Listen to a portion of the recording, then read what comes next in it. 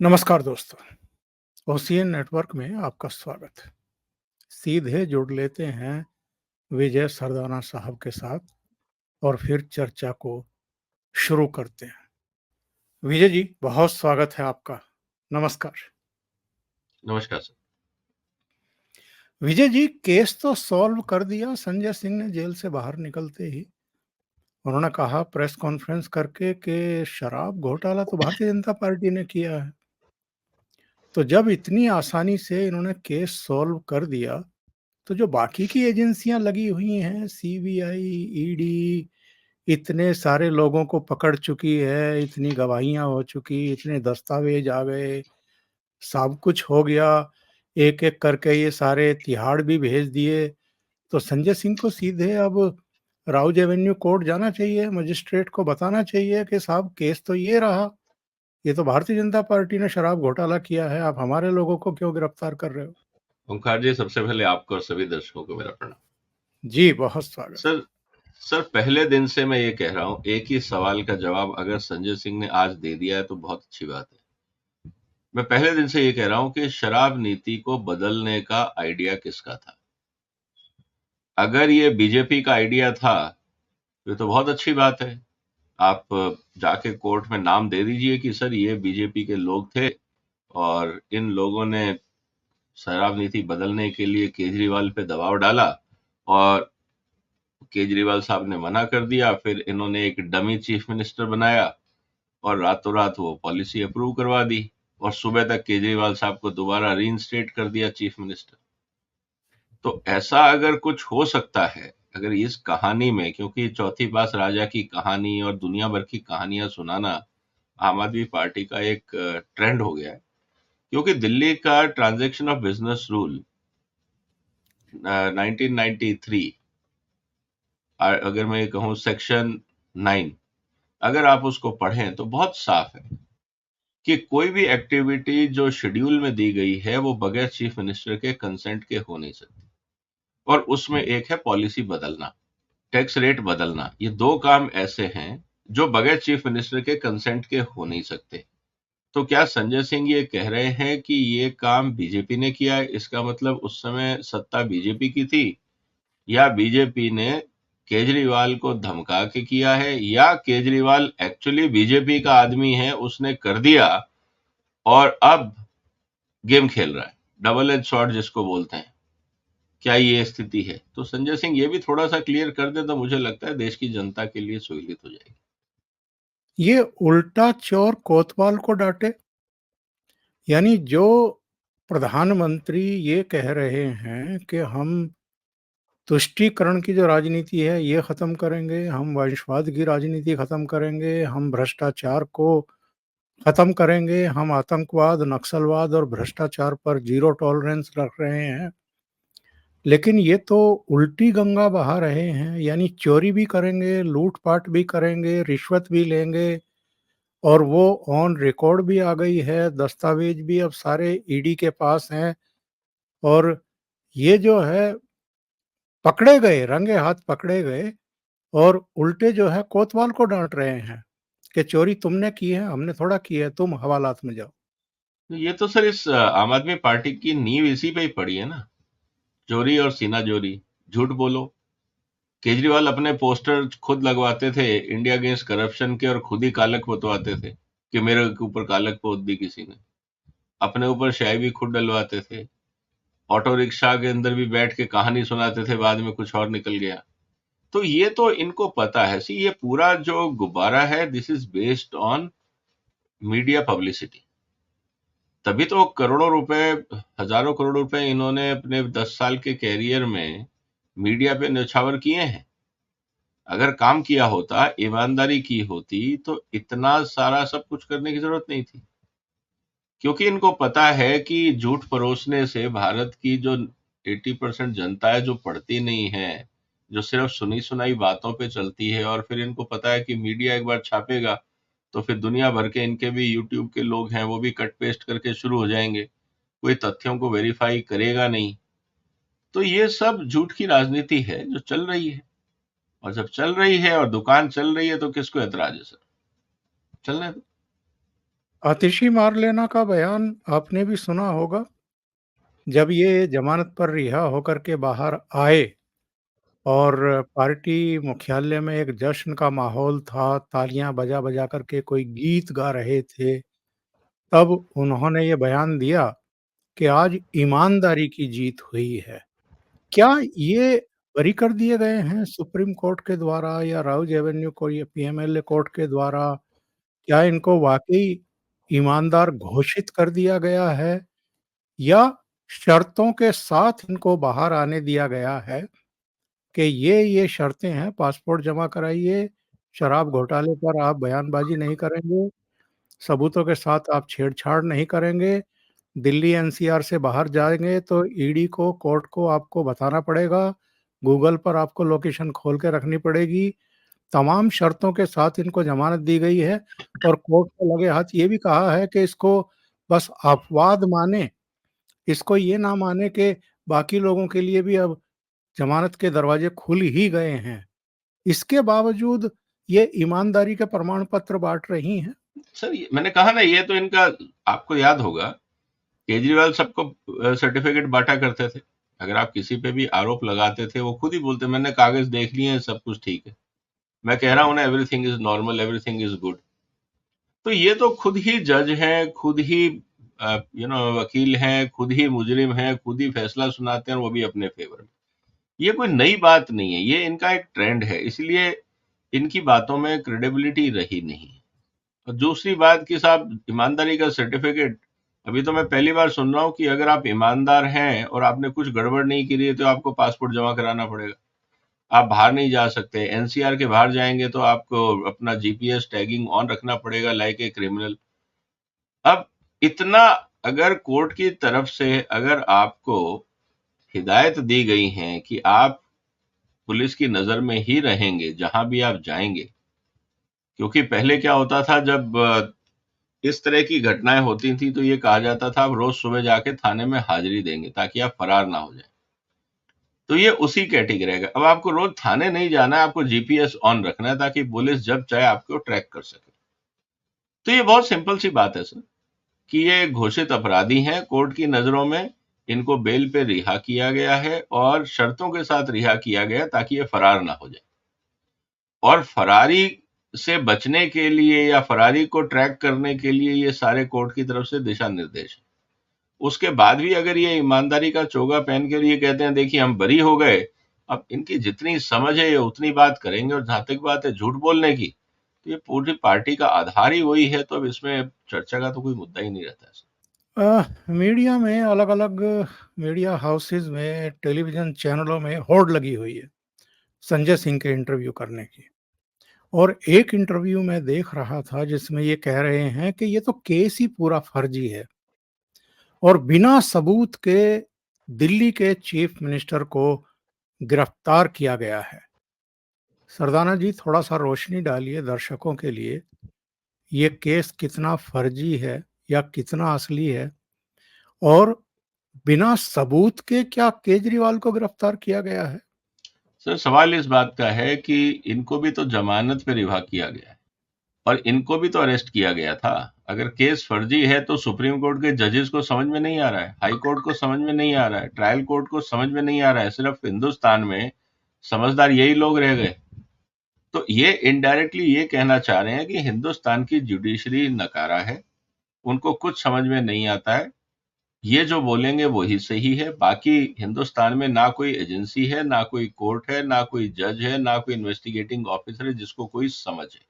तो इनको ये कहने का हक है अपने आप को, ये भगत सिंह और कुछ कुछ भी नाम से पुकारते रहते हैं। अब ये हाइट ऑफ बेशर्मी है, क्योंकि हाई कोर्ट के एक्टिंग चीफ जस्टिस ने तो बोल ही दिया कि नैतिकता का तगाजा ये है कि आपको रिजाइन करके जेल जाना चाहिए था। आप जेल में बैठ के आप कहते हैं सरकार चलाएंगे, तो ये तो इनडायरेक्टली दिल्ली हाई कोर्ट ने बोल ही दिया कि इनका मानसिक स्तर, इनका बौद्धिक स्तर और इनकी समाज के प्रति रिस्पेक्ट, इनके मॉरल वैल्यूज, इनके एथिकल वैल्यूज क्या हैं, वो तो एक लाइन में चीफ जस्टिस ने बता दिया, एक्टिंग चीफ जस्टिस ने। अब इनको अगर ये बात लगती है कि नहीं ये सब सही है, ठीक है सर, अब क्या मतलब कि अब किससे क्या बहस करें अब? ये तो जनता को समझना है कि एक व्यक्ति को जेल भेजने का अधिकार मोदी को तो नहीं है, एलजी को भी नहीं है, किसी अधिकारी को भी नहीं है, चीफ सेक्रेटरी को भी नहीं है। जेल भेजने का एकमात्र अधिकार अगर किसी को है तो वो है कोर्ट। बेल देने का अगर किसी को अधिकार है तो वो एकमात्र संस्था है, वो है भारत के न्यायालय, कोर्ट्स। अब संजय सिंह को जब अरेस्ट हुआ और 6 महीने वो जेल में रहे, इन्होंने कितनी बार एप्लीकेशन डाली, बेल की रिजेक्ट हुई। जब ईडी को लगा कि अब इनकी फिलहाल जरूरत नहीं है, ये बाहर जा सकते हैं, इनसे संबंधित सारे आंकड़े, डेटा जो भी है, डिजिटल फुटप्रिंट इकट्ठे कर लिए गए हैं, तो जरूरत पड़ेगी फिर बुलाएंगे। तो ये स्थिति है। और अगर इनको लगता है कि ये बहुत बड़ी चोरी करने के बाद अगर चोर दीवार कूद के भाग जाता है और कहता है देखिए मैं बच गया तो मतलब मैंने चोरी नहीं करी, अगर यही इनका सोच है तो इनको मुबारक से। अब ऐसे लोगों के बारे में टाइम वेस्ट क्यों किया जाए। ये बार-बार कहते हैं कि हमारी सरकार को तोड़ने की कोशिश हो रही है। दूसरी तरफ केंद्र सरकार है और एलजी हैं कि वो अरविंद केजरीवाल के यानी सिटिंग चीफ मिनिस्टर के जेल जाने के बावजूद ना तो विधानसभा को निलंबित कर रहे हैं, ना ही उनको बर्खास्त कर रहे हैं। तो ये अंतर्विरोधी बातें नहीं हैं। सर सरकार तोड़ने की क्या जरूरत है? अगर मोदी सरकार को इतना ही शौक है तो आप 356 लगा दीजिए। सीएम रिजाइन नहीं कर रहा है, जेल में है, पचासों बहाने हैं, सिक्योरिटी का मुद्दा है, 50 जगह इन्होंने तमाशे किए हैं, आसानी से काम हो सकता है। तो उसके लिए सरकार को इतना तमाशा करने की जरूरत क्या है? सवाल इस बात का है कि क्या जो कार्रवाई, मेरे को सवाल इस बात से है कि ईडी इतना टाइम क्यों ले रही, ईडी सारे आंकड़े सामने क्यों नहीं रख रहे? क्योंकि ईडी के वकील का एक कहना है कि हमने किस, मेरा ये मानना है कि ये एक स्ट्रेटेजी के तहत संजय सिंह को छोड़ा गया। और सवाल इस बात का है, छोटी सी बात यह है सर, कि ईडी के पास अगर साक्ष्य हैं तो इस मुद्दे को इतना लंबा खींचने की जरूरत क्या है? आप चार्जशीट फाइल करिए, केस को आगे बढ़ाइए और लॉजिकल कंक्लूजन तक जाइए। अब ये तमाशा बनाए रखने का तो कोई सेंस बनता नहीं। और मुझे जहां तक समझ है कि ईडी के पास ज्यादातर आंकड़े मिल गए हैं। सिर्फ अगर कुछ उनको नहीं मिला है तो पूरा मनी ट्रेल नहीं मिला है। उसका कारण बहुत सिंपल है कि सारा पैसा पार्टी में नहीं गया है। बहुत सारा पैसा बहुत सारे लोगों ने अपने जेब में दबा लिया है और वो अलग अलग जगह इन्वेस्ट हुआ है। उसको ढूंढना इतना आसान नहीं होगा। अगर आप 100% मनी ट्रेल स्टैब्लिश करने के चक्कर में जाएंगे तो आज की दुनिया में बहुत मुश्किल है। और क्या गारंटी है कि पैसा विदेश ना गया हो? क्या गारंटी है कि क्रिप्टो करेंसी में नहीं हो? क्या गारंटी है कि सोने के रूप में ट्रांजैक्शन ना हो? जरूरी है कि कैश में ही हर काम हो, जबकि पता है कि कैश की जरूरत हर जगह नहीं है। मान लीजिए कि 100 करोड़ की रिश्वत बनती है, आपने 40-45 करोड़ रुपए, 50% आपने भेज दिया गोवा इलेक्शन के लिए, बाकी पैसा कहाँ गया? वो नेताओं ने जेब में रख लिया होगा सर, उसको ढूंढने की क्या जरूरत है? आप कह रहे हैं ट्रेस नहीं हो रहा, ट्रेस नहीं हो रहा। अरे भाई मैंने वो 50 करोड़ कहीं और रवाना करवा दिए हवाला के माध्यम से, आप ढूंढते रहो। मान लीजिए आप ढूंढ रहे हो इंडिया में, मैंने पैसा भिजवा दिया विदेश, आपको पता ही नहीं लग रहा, आप उस डायरेक्शन में सोच ही नहीं रहे हो। तो ये तो बात का कोई लॉजिक नहीं है कि मनी ट्रेल नहीं हुआ तो इसका मतलब क्राइम नहीं हुआ। ये आउटडेटेड कॉन्सेप्ट्स हैं। मुझे नहीं लगता इसके पीछे कोई आधार है। हाँ, आज डिजिटल फुटप्रिंट है, आपको काफी हद तक जिसने दिया, जिन लोगों ने दिया, सर्कमस्टेंशियल एविडेंसेस आपके सामने सारे आ गए। शराब नीति बदली गई, घपला हुआ, चोर पकड़े गए, देने वाला पकड़ा गया, लेने वाला मना कर रहा है कि मैंने नहीं लिया, बाकी सब हाँ बोल रहे हैं। सिर्फ लेने वाला बोल रहा है मैं नहीं लिया क्योंकि मैं बोल रहा हूं मैं कट्टर ईमानदार हूं। अब ठीक है सर, अब ये तो कोर्ट के विजडम पे है कि वो किस बात को कितना वेटेज किस बात का देते हैं, ये तो वक्त बताएगा। मनीष सिसोदिया 2 पेज की चिट्ठी भेज रहे हैं जेल से, जल्दी ही बाहर आऊँगा, बहुत एक्साइट है।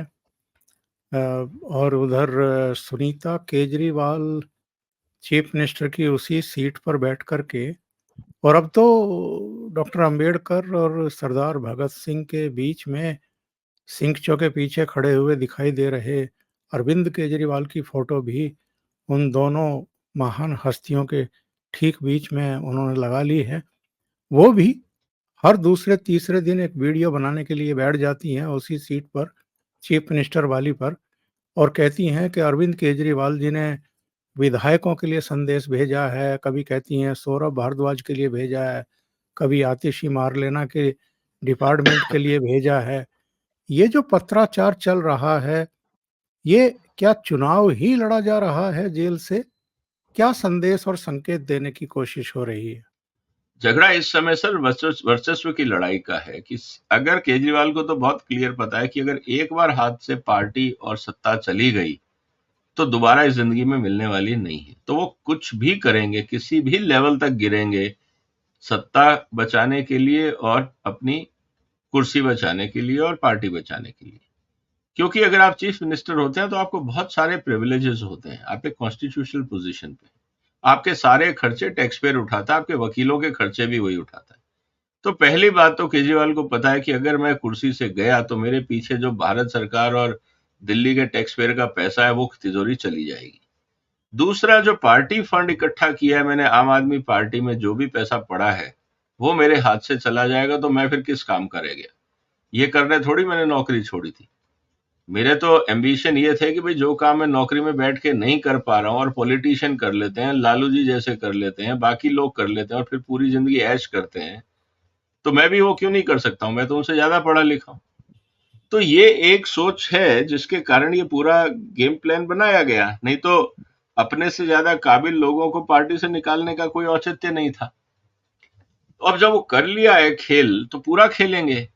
फिर मान मर्यादा सर, जो बच्चों की कसम खा के भूल जाए उसके लिए ये फोटो लगाना, देश के नेताओं को अपमानित करना, संविधान को अपमानित करना, ये कौन सी बड़ी बात है? मैं जब उतर गया, जब मैंने सारे कपड़े खोल ही दिए, जब मैं बेशर्मी की तरह चौराहे पे खड़ा हो गया, अब आप मेरे से क्या उम्मीद कर रहे हैं कि मैं शालीनता रखूं? किसके साथ?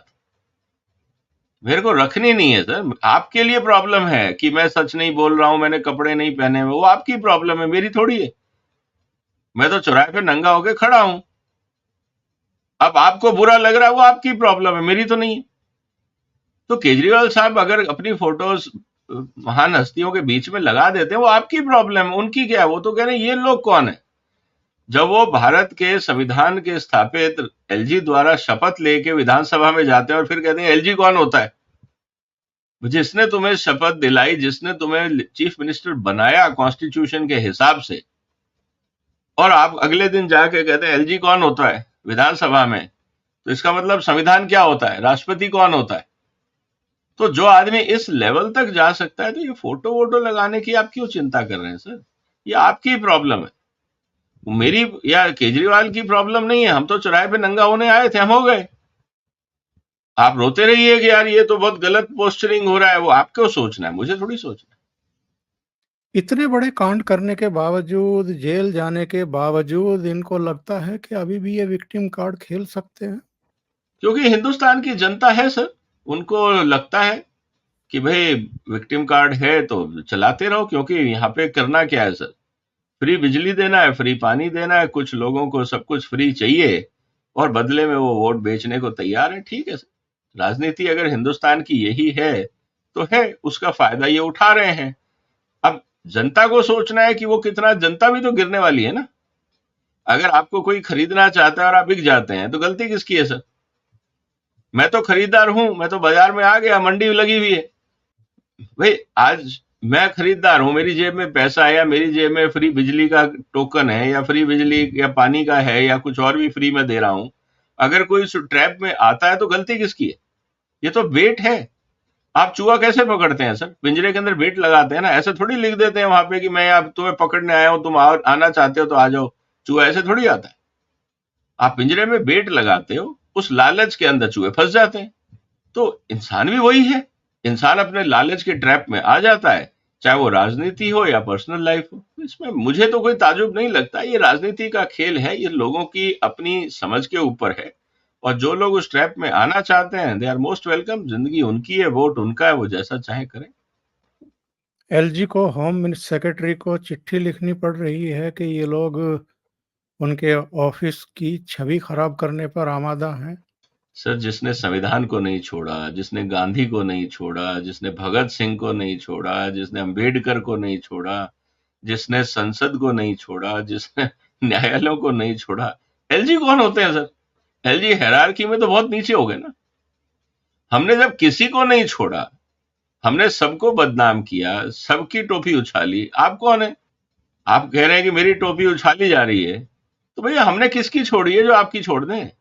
क्या हमने प्रधानमंत्री की छोड़ी? क्या हमने न्यायालय की छोड़ी? क्या हमने संविधान की छोड़ी? भगत सिंह जी की छोड़ी? किसकी? गांधी की छोड़ी? किसकी टोपी हमने छोड़ी जो एलजी साहब परेशान हो रहे हैं? भाई हमारा काम है टोपी उछालना, हम तो सबकी उछालेंगे। इस मानसिकता से अगर कोई काम कर रहा है तो आपको अपनी टोपी के बारे में चिंता आपको करनी है, किसी और से नहीं करवाइए। जिसका नियत ही टोपी उछालना है तो वो तो उछालेगा सर। विजय जी, बहुत बहुत धन्यवाद ओशियन नेटवर्क के लिए इतना समय निकालने के लिए। Thank you so much. नमस्कार। Thank you sir. नमस्कार। वंदे मातरम। वंदे मातरम।